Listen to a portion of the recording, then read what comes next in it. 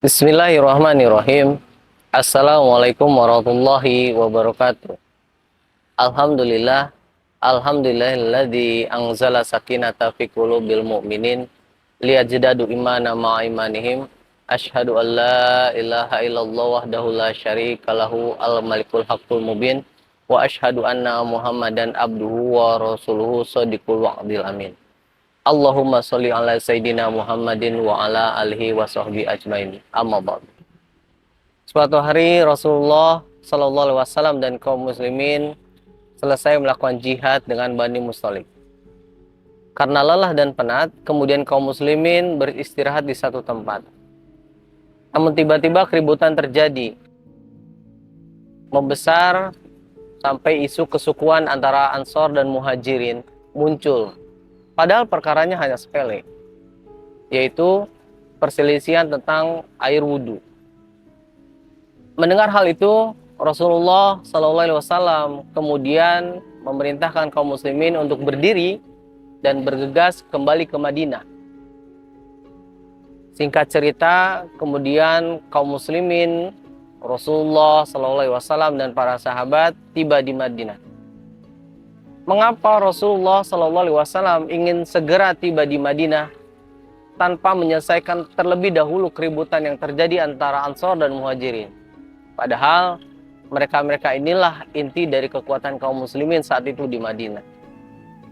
Rupanya Rasulullah SAW menginginkan agar Ansor dan Muhajirin, kalangan para sahabat, untuk mengingat kembali sejarah bagaimana mereka dipersaudarakan oleh akidah Islam di Madinah pada saat hari pertama Rasulullah SAW tiba hijrah dari Mekah ke Madinah. Kemudian sikap Ansor dan Muhajirin setiba dari perjalanan tersebut berubah drastis. Yang tadinya mereka ribut karena hal sepele, kemudian mereka saling menangis dan meminta maaf satu dengan yang lain. Mengapa hal ini bisa terjadi? Tidak lain ini karena sejarah yang ingin dikembalikan oleh Rasulullah SAW kepada benak Ansor dan Muhajirin bahwa mereka dipersatukan oleh akidah Islam. Kaum muslimin rahimakumullah, sejarah bukan sekedar romantisme untuk kita kenang, untuk kita ingat-ingat sebagai bagian dari kenangan masa lalu. Lebih dari itu, sejarah bisa merubah keadaan kaum muslimin dari satu kondisi ke kondisi yang lain, karena sejarah memotivasi kaum muslimin untuk melakukan perubahan-perubahan besar.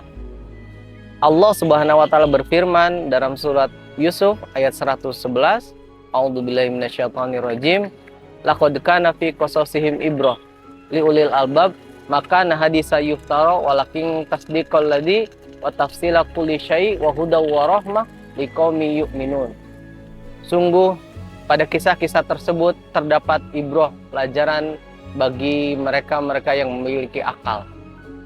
Al-Quran bukanlah cerita-cerita masa lalu, tapi membenarkan kitab-kitab sebelumnya, dan itu hanya untuk orang-orang yang beriman.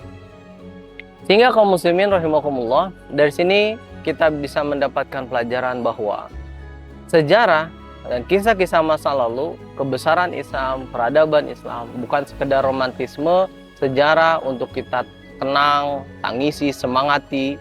Lebih dari itu, kita berharap dengan sejarah kaum muslimin bisa bangkit, peradaban Islam bisa muncul, sehingga kaum muslimin bisa kembali memimpin dunia dan memberikan kebaikan dunia wal akhirah kepada seluruh umat manusia, bukan hanya kaum muslimin.